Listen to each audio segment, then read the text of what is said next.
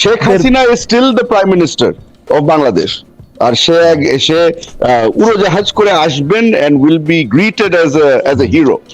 যে পশ্চিমবঙ্গের নির্বাচনে এটা স্পষ্ট যে সবার মধ্যে একটা হতাশার সুর আছে যে না, পশ্চিমবঙ্গের মতো একটা জায়গা কেন বিজেপির মতো এরকম একটা, মানে আমি ধর্মীয় মৌলবাদী হিন্দুত্ববাদী একটা জায়গা এটা চলে যাবে, এটা অনেকেই নিতে পারতেছিলেন না। কিন্তু আবার অনেকে বলতেছিলেন যে মমতা ব্যানার্জি যা করছেন গত কয়েক, মানে 3 টার্ম ধরে ক্ষমতা থাকার সুযোগ নেওয়া, সেইটা আসলেও ঠিক হয় নাই।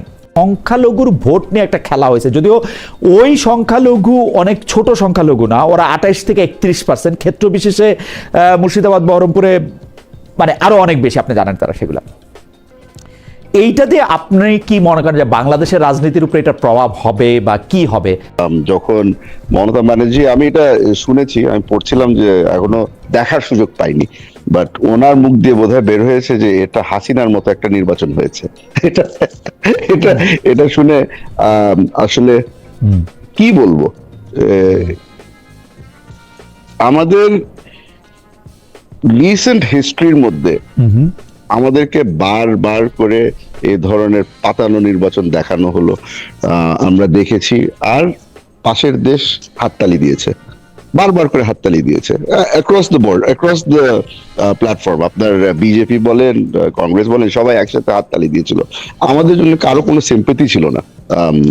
এখানে যে আমাদের দেশটাকে লুট করা হচ্ছিল, দেশটা ধ্বংস হয়ে যাচ্ছিল, ফ্যাসিজমের দিকে চলে যাচ্ছিল, পাশের দেশ তালি বাজিয়েছে। বুঝুক এখন, আমি আর কি বলবো, বুঝুক এখন যে আসলে যখন নির্বাচন যখন ঠিক মতো না হয় তখন রিয়ালিটিটা কি ফেস করতে হয়, ওদের এখন বোঝার সময় হয়েছে। আমাদের এই নির্বাচনের সময় আমি ফেসবুক ইউটিউবের মধ্যে বসে বসে দেখছিলাম, ওদের রিয়ালিটিটা আস্তে আস্তে করে বের হয়ে এসছে। এই এন্টায়ার ক্যাম্পেইনের মধ্যে বিজেপির যারা ক্যান্ডিডেট ছিল, বাংলাদেশিদেরকে নিয়ে কি কি বলেছে, এটা যদি আমরা জাস্ট পুরোপুরি বাংলাদেশ বিদ্বেষ, একদম কোন ক্ষেত্রে একদম মুসলমান। Sheikh Hasina is still the prime minister of Bangladesh, আর সে উড়োজাহাজ করে আসবেন and will be greeted as a hero, এই ধরনের কথা শুনতে হয়েছে। ভাই কি আর বলবো, এই আসলে মাঝে মাঝে মনে হয় দ্যাট ওই আমরা একটা কথা আছে না যে you get the government that you deserve. জনাব চৌধুরী, আমি গভর্নমেন্টের প্রসঙ্গে এই জন্য আসতেছিলাম যে অনেকেই বলতেছেন বিজেপি গভর্নমেন্ট আসার পরে যেহেতু মমতা ব্যানার্জি শেষ দিকে আইসা সংখ্যালঘু, শেষ দিকে না মানে তার নির্বাচনের ক্ষেত্রে উনি মুসলমানদের ব্যাপারে উনার একটা পজিটিভ পজিশন ছিল, যেটার উল্টাটা আমরা বিজেপির মধ্যে দেখতেছি। সেইটার প্রভাব আমরা দেখতে পারি যখন বিজেপি সরকার এখানে মানে স্থানীয় সরকার গঠন করবে। আমাদের সংখ্যালঘুদের উপর বা এইটার কোনো প্রভাব পড়তে পারে কিনা, আপনি এইটা যদি একটু অল্প করে বলতেন, বা পড়তে না যাতে পড়ে। একদমই না। জানেন এই আমাদের যে বাংলাদেশের মধ্যে যে মিথটা ক্রিয়েট করা হয়েছিল যে আমাদের এখানে মাইনরিটিদের উপর দিয়ে অনেক অত্যাচার হচ্ছে, এই হচ্ছে ওই হচ্ছে, মাঝে মাঝে কিছুটা স্পোরাডিক ইনসিডেন্ট হয় বাংলাদেশের মধ্যে, মসজিদের উপরেও হামলা হয়, মন্দিরের উপরেও হামলা হয়েছে। এই জিনিসগুলোকে যদি আমরা সিস্টেম্যাটিক হিসেবে দেখা শুরু করি তাহলে it is highly unfair on the Republic of Bangladesh. কিন্তু এখন পাশের দেশে যে নির্বাচন হয়েছে, যেই ধরনের সরকার গঠন হচ্ছে, আমার মনে হয় যে বাংলাদেশের সরকার যদি একটা শক্ত ভূমিকা রাখে তাহলে we shall be able to repel any sort of influence of our neighbor. ওকে, জনাব আব্দুল্লাহ আমিন, পশ্চিমবঙ্গের নির্বাচন, বিজেপির আশা, আমাদের সংখ্যালঘু, সব প্রসঙ্গে যদি একটু আপনি বলতেন। এখানে আমিও মুম্বাইয়ের সাথে এগ্রি করি যে আসলে ইলেকশনটা আমারও মনে হয়েছে যে এটা প্রকৃতির প্রতিশোধ টাইপের একটা ব্যাপার। আওয়ামী লীগকে নিয়ে ইন্ডিয়া এত বছর যেটা করছে বাংলাদেশে, এবং কেউই আমাদের পক্ষে ওই অর্থে দাঁড়ায় নেই। তো এখন কিন্তু মানে বারবার, এর আগেও কিন্তু গত ইলেকশনে, পুরো ন্যাশনাল ইলেকশনে বিজেপিকে নিয়ে কোশ্চেন উঠছিল ভোট রিগিং এবং ম্যানিপুলেশন নিয়ে। এখন পুরো এই যে আমরা পশ্চিমবঙ্গের ইলেকশনে দেখলাম প্রায় 2.5 লাখ, আমরা শুনেছি যে দেখলাম যে 2.5 লাখ তারা হচ্ছে ফোর্স এনে অমিত শাহ এসে বসে আছেন 15 দিনের উপরে।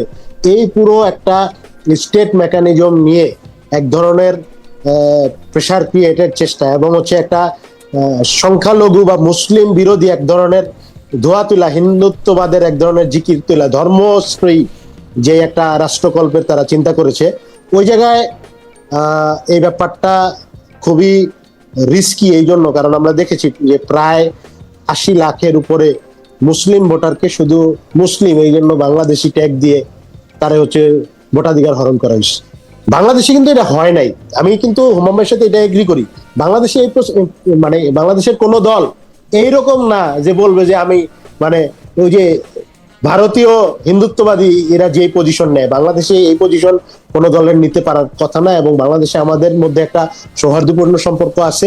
আমরা আমাদের প্রতিবেশী হিন্দু সম্প্রদায়ের সাথে এটা দলমত নির্বিশেষে আমরা এক ধরনের ভালো সম্পর্কই রাখি। আমাদের ওই ধরনের দাঙ্গা পরিস্থিতি, ওই ধরনের আমরা ধর্মীয় রিপ্রেশনের পরিস্থিতি বাংলাদেশে আসলে নাই কমিউনিটি হিসেবে। ভারতে যেটা করা হয়েছে সেটা হচ্ছে পশ্চিমবঙ্গে মুসলমানদের এক ধরনের মানে কর্নার করে ফেলা হয়েছে এবং তাদের ভোটাধিকার অনেকের হরণ করা হয়েছে। যেখানে দেখা গেছে মুসলমানদের ভোট অনেক বেশি, ওদের ভোটাধিকার কর্তন করে ওই আসনগুলোতে দেখা গেছে বিজেপি জিতে আসলো। এই পুরো ব্যাপারটা একটা মানে অর্গানাইজড মেকানিজমের ফল মনে করি এবং এটারে মনে করি যে এটা কনসার্নিং আমাদের জন্য এই অর্থে, কারণ পুশিনের ইস্যু হইতে পারে। ওই যাদের নাগরিকত্ব বাতিল করা হয়েছে তাদের বাংলাদেশি বইলা একটা পলিটিক্স ওপেন হইতে পারে ভারতে, যেটা এক ধরনের ধর্মীয় দাঙ্গার পরিস্থিতি, ধর্মীয় এক ধরনের সহিংসতার পরিস্থিতির দিকে যেতে পারে এই ব্যাপার। কিন্তু বাংলাদেশে এই সকল ইস্যুতে আমি মনে করি যে এখানে সরকারি দল বিরোধী দল না, প্রত্যেকটা নাগরিক হিসেবে আমরা দায়িত্বশীল আচরণ করব এবং বাংলাদেশে সংখ্যালঘুদের নাগরিক অধিকার নিয়ে আমাদের বিন্দুমাত্র এটা নাই যে সে সংখ্যালঘু সে সংখ্যাগুরু। একজন বাংলাদেশি নাগরিক সেম স্ট্যাটাস ভোগ করবে, এটা আমরা মনে করি। ওকে, আজকে ভাই এই আমাদের সরি একটা জিনিস একটু ইন্টারজেক্ট করি আমি। এখানে আমাদেরকে ছোটকালে বলা হতো না আগুন নিয়ে খেলতে হয় না। সমস্যাটা হয়ে গেছে যে আমাদের গত 17 বছরের মধ্যে যে ধরনের প্যানিক ক্রিয়েট করা হতো আর আমাদেরকে যেভাবে করে ট্যাগিং করা হতো, আপনি বিশ্বাস করবেন না কিনা জানি না, কিন্তু আমার কাছে এই ইনফরমেশনটাও আছে যে আমাদেরকে আমাদের সরকার অথবা বাংলাদেশ মানে আওয়ামী লীগ ছাড়া যেই বাংলাদেশটা ছিল তাদেরকে বলা হতো বিদেশিদেরকে যে এখানে খ্রিস্টানদের উপরে অনেক ধরনের হামলা হয়, এখানে কোনো ধরনের মাইনরিটি সেফ না। এখন আমরা তো শুনে বললাম যে ভাই এই ধরনের কথা তো বাংলাদেশের জিন্দিগিতে শুনি নাই, কিন্তু আপনি কোত্থেকে শুনলে যাও যে এটা আমাদের কাছে পাশের দেশ থেকে ইনফরমেশন আছে। এখন এই যে আগুন নিয়ে খেলা করতো, আগুন নিয়ে খেলা করতে করতে এখন আগুনটা কোথায় ধরেছে? ওদের ওখানেই ধরেছে। It is ironic. আল্লাহ ছাড় দেয়, ছেড়ে দেয় না। চৌধুরী, আমি এই প্রশ্নটাও আসলে গত 2-3 সপ্তাহ ধরে আমার মাথায় খুব আসতেছে। আপনারা 2 মাসের বেশি ক্ষমতা আসছেন, কিন্তু আর্মি এখনো আপনাদের এইড করতেছে, মানে এইটার কারণটা কি আসলে? আর্মিকে আপনারা আর কতদিন সিভিলিয়ান ডিউটিতে থাকবেন? প্রশ্নটা আমি এইভাবেও করতে পারি, আর্মি যাইতেছে না নাকি আপনারা যাইতে বললেও যাইতেছে না? মানে ব্যাপারটা কি, মানে আর্মি আপনি করে রাখতেছে না আপনারা আর্মি করে রাখতেছেন? দোনোটা। আমি আপনাকে এখন একটু বুঝাই কেমনে। আমার এলাকার কথাতেই আমি শুরু করি। বর্তমানে আমার পুলিশের ফোর্স যেটা আছে ওটা বোধহয় এখন কারেন্টলি 70% চলছে। গাড়ি যেখানে 4টা থাকার কথা ছিল 2টা আছে। এখানে আমাদের যেই সাপোর্টটা পাওয়ার কথা ছিল ফ্রম পুলিশ, ওটা আমরা সরাসরি ঠিক মতো পাচ্ছি না। এখন এটাকে আপনি সাপ্লিমেন্ট করবেন কিভাবে? আমার তো আর কোনো বাহিনী তো নাই। তো ওই বাহিনী, আর তার উপরে এমন এক বাহিনী আছে যেটাকে এখন আমরা বিলুপ্ত করি নাই, আশা করি হয়তো কোনো ধরনের একটা ডিসিশনে আসবে, এই র্যাপিড অ্যাকশন ব্যাটালিয়ন। ওটাকে তো আমরা আপাতত শোপিস হিসাবে সাজায় রেখেছি। ওটা মাঝে মধ্যে ঘরের থেকে বাইরে হয় কালো কাপড় পরে, ওটা ছাড়া আর কোনো কাজ নেই তার। তো এখন এইগুলাকে বাদ দিয়ে আমার আছে হলো গিয়ে আর্ম ফোর্সেস এর মধ্যে আর্মি। এখন আমার তো ওর সাপোর্টটা নিতে হচ্ছে।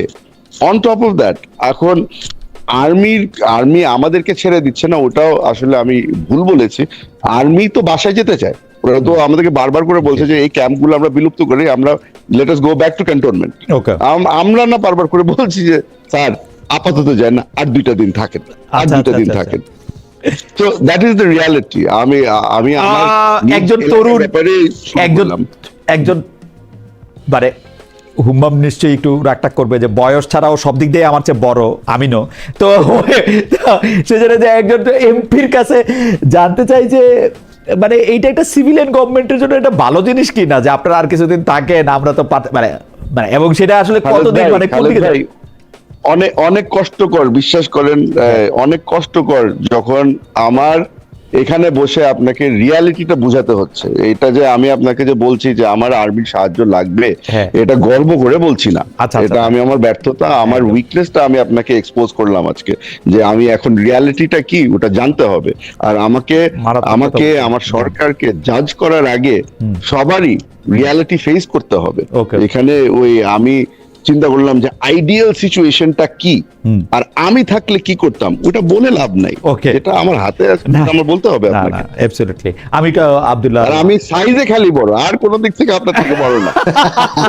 না আব্দুল আল ভাবে আমিনের কাছে একই প্রশ্ন, যে মানে বয়সে তরুণ হলো, শিক্ষায় দীক্ষায় বুদ্ধিতে বিবেচনায় পজিশনে পদে, মানে যদিও আমি এমপি যেটা সেটাকে আমি মনে করি আপনারা আমাদের প্রতিনিধি, আপনারা চাকরি করতেছেন না এখানে, অবশ্যই। সুতরাং মানে ব্যাপারটা 100% মানে এটা পেশা না, অবশ্যই, মানে অবশ্যই। এটা পেশা না। সুতরাং কোন এমপি যখন আমি একটু মনে কষ্টই পাই, কোন এমপি যখন কোন মানে এই নিম্ন মাঝারি সরকারি চাকরিজীবীদের সাথে নিজেদের তুলনা করে, ইটস নট মানে যাই হোক,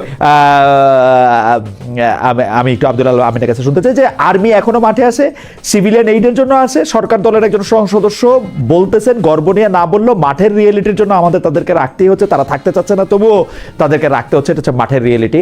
আপনার কাছে এটা শুনতে চাই জানো আব্দুল আল আমিন, আপনি এটাকে আমি মনে করি যে হ্যাঁ, মাঠের কিছুটা রিয়েলিটি তো আছেই। পুলিশ বাহিনী বা আইন শৃঙ্খলা বাহিনীর অনেকগুলো কোশ্চেন, যেটা কিন্তু স্বরাষ্ট্রমন্ত্রী সালাউদ্দিন আহমেদ সাহেবও বলছেন, অনেকগুলো কোশ্চেন আসলে এখনো সলভ হয় নাই, এবং পুলিশ বাহিনীও পুরোপুরি ওই যেই ফরম্যাটে আমাদের পাওয়ার কথা ওইভাবে আমরা পাচ্ছি না। তো এই কারণে মানে আমরা ব্যাপারটা এরকম চাই যে আর্মি তার দায়িত্বই পালন করুক, কিন্তু যতক্ষণ দেশের স্টেবিলিটির কোশ্চেন আছে আর্মি থাকতে পারে। এটা নিয়ে আমরা মুখোমুখি সিভিলিয়ান গভর্নমেন্টের সাথে আর্মির মুখোমুখি অবস্থানে জোর করে টাইনা আনার কোনো কারণ নেই। কিন্তু আমরা মনে করি যে অবশ্যই এখানে আর্মি অবশ্যই তার কাজেই ফোকাস হবে, এবং রাষ্ট্রকে অবশ্যই এই দায়িত্বটা নিতে হবে, যে এই যে সালাউদ্দিন সাহেব বললেন না যে পুলিশ বাহিনী নিয়ে এখন অনেকগুলো কোশ্চেন সলভ হয় নাই, বা তাদের এখন কিভাবে ফাংশন করবে, এখানে তাদের অনেকগুলো ইস্যু আছে, এই ইস্যুগুলো দ্রুত সলভ করতে হবে। এটা হচ্ছে একটা ইলেক্টেড বা একটা গণতান্ত্রিক গভর্নমেন্টের দায়িত্ব, যে কিভাবে তার অধীনের বাহিনীদের নিয়ে বা আইন শৃঙ্খলা বাহিনী দিয়ে, সশস্ত্র বাহিনীর বাইরে যে আইন শৃঙ্খলা বাহিনী আছে তাদেরকে দিয়ে তার স্টেটের আইন শৃঙ্খলাটা রক্ষা করবেন। এইটা এই ব্যাপারটা দায়িত্ব সরকারের, এই দায়িত্বটা নেওয়া উচিত। আমি মনে করি যে হ্যাঁ, যদি এরকম নিরাপত্তার ইস্যু হয়, আসে, যেমন আমার এলাকায়ও প্রচন্ড মাদকের এলাকা, প্রায় 20টা স্পটের কথা প্রাইম মিনিস্টার তারেক রহমান সাহেব আমার নারায়ণগঞ্জে গিয়ে বলছে যে নারায়ণগঞ্জে 20টা মাদকের স্পট আছে। এখন পুলিশের যে সক্ষমতা, এটা দিয়ে আবার অ্যাকশন নেওয়া যাচ্ছে না, যৌথ অভিযান দরকার পড়তেছে, তো তখন আবার র্যাব বিজিবি আর্মির দরকার পড়তেছে। তো এই কারণে এই কারণে আমি সরাসরি তো বিরোধিতা করার কোনো দরকার নেই। আমার লজিক্যাল পজিশন হচ্ছে আর্মি অবশ্যই তার কাজই করবে, সব বাহিনী তার দায়িত্ব পালন করবে, কিন্তু যতটুক না হইলেই না, এই টোনে থাকা উচিত, এবং যত দ্রুত সম্ভব পুলিশকে আরো ফাংশনাল করা উচিত, যার দায়িত্ব তারে বুঝাই দেওয়া উচিত। খালেদ ভাই, জি। এটা হচ্ছে নতুন বাংলাদেশ। হ্যাঁ, এখানে আমি আপনার শো শুরু থেকে দেখি। আগে আগে অনেকে আসতো যারা খালি ঝগড়া করার জন্য ঝগড়া করতো। আমি অ্যাপ্রিসিয়েট করি যে আমিন আজকে যেই সেন্সিবলি একটা কথা বলেছে, আর আমরা একজন আরেকজনের সাথে যে এগ্রি করছি, এটা কিন্তু নতুন বাংলাদেশ। আমাদের এই জিনিসটা appreciate করা দরকার। Absolutely. আমি আপনার দর্শকের মতামত পড়ে শোনাই, তাহলে আপনারা বুঝবেন। দর্শকের নাম নাইম খান, উনি বলছেন খালেদ ভাই আজকে 2 জন অতিথিকে কম পেঁচাইছেন এবং দর্শকদের গুরুত্ব কম ছিল। কম পেঁচানোর কারণ হচ্ছে যে এরা 2 জন আমার খুবই স্বজনপ্রীতি করছি ভাই, এরা 2 জনই আমার খুব প্রিয়, এখন কি করব। আরেকটা মতামত হচ্ছে যে আরেকটা ভালো মতামত আছে, উনি মিরাজ বাবু ওনার নাম, উনি বলছেন যে আমরা চাই আপনার সাথে তারেক রহমান এবং ডক্টর শফিকুর রহমানকে দেখতে চাই, এটা আপনার দ্বারা সম্ভব। I wish. আপনারা তো জানেন আমার একটা প্রধানমন্ত্রীর ইন্টারভিউ নেওয়ার ফেটিশ আছে, যেটা আমি এই পর্যন্ত জীবনে করতে পারলাম না, সরকার প্রধান। মানে ডক্টর ইউনূসের ইন্টারভিউ করছি, উনি যখন সরকার প্রধান না, সরকার প্রধান হওয়ার পরে তার সেই সুযোগ কপালে জুটে নাই। তারেক সাহেবের সাথে তো দেখা করার সুযোগই পাইলাম না, মানে দেখা মানে আলাদা দেখা করা, বলছিলাম যে ক্যামেরা ট্যামেরা ছাড়া তাও সে সুযোগ পাই নাই। সেইটা না আজকে না না কিন্তু, না না সেটা আজকে না ইদানিং কিন্তু, তো ভাই, সেটা আজকে না খালিদ ভাই, কিন্তু, ইদানিং সেটা তো 6 দেখা বছর ধরে করতেছেন চলতেছে। সাংবাদিকরা। হ্যাঁ ইদানিং তো সাংবাদিকরা দেখা করতেছেন, আপনি হুমায়ুন ভাইরে বলেন উনি না নিয়ে না যাবেন সেইটা ইনশাআল্লাহ। 6 বছর ধরে চলতেছে, আজকে না কিন্তু 6 বছর ধরে চলতেছে। যখন তারেক সাহেবকে নিষিদ্ধ করা হয়েছে তখন থেকে আমি উনার পিছনে লাগা আছি। উনার সঙ্গে আমার কথা হয়েছে কয়েকবার, উনারে বলছে আপনি আইসা সামনে বলেন, উনি বলে যে না আমি সামনে বলতে চাই না। এখন কি করবো? এখন সেইটাও সরকার প্রধান হওয়ার আগে তেলেও তবু কইতে পারতাম, সেটা তো না। শেখ হাসিনার ইন্টারভিউ নিতে চাইছিলাম, ওই সময় তো দেই নাই, প্রধানমন্ত্রী থাকতে দূর দূর দূর দূর করে দিছে। পরে ইন্টারভিউ নিতে চাইছি, বলছি যে আচ্ছা ঠিক আছে আইন ভাঙ্গা হইলো, তার ইন্টারভিউ নিতে চাই। পরেও তো তার মানে সে তো দিবেই না মনে হয়, তার ছেলেই দেয় না আমার ইন্টারভিউ, আর সে দিবে মানে তো